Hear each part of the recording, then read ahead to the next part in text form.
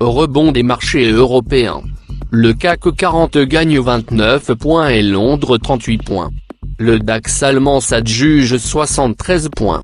Les gouvernements européens envisagent lundi Amsterdam, de sortir provisoirement la Grèce de l'espace Schengen pour limiter l'entrée de migrants. Euro considéré comme une devise de financement, l'euro en légère hausse face au dollar pourrait céder du terrain face au billet vert dans un marché haussier. Les marchés américains terminent en hausse vendredi. Certains secteurs les plus touchés en début d'année enregistrent un rebond. La remontée des cours du pétrole soutiennent le secteur énergétique. Wall Street est en hausse comme les places boursières mondiales, répond à la perspective de mesures de soutien des grandes banques centrales, en Asie et en Europe. Le Dow Jones monte de 1,3%. Le S&P 500 gagne 2% et le Nasdaq prend 2,7%.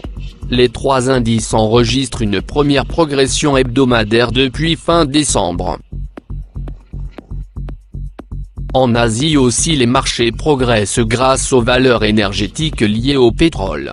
Les nouvelles mesures de soutien des banques centrales accentuent la remontée entamée vendredi.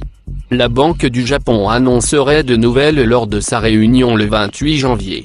Il est toutefois probable que la BOJ déçoive les attentes et qu'elle laisse sa politique inchangée selon IG. Les exportations japonaises ont chuté de 8% sur un an et diminuent en décembre pour le troisième mois, et le ralentissement chinois continue peser sur la planète économique.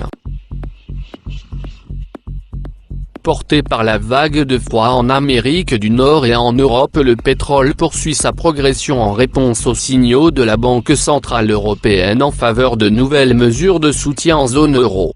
Le brut léger au NYMEX s'échange à 32,57 $ le baril, en hausse, et le Brent gagne 0,53 $, à 32,71 $ le baril. Toutefois, la hausse devrait finir du fait de la surabondance au plan mondial et au ralentissement économique mondial.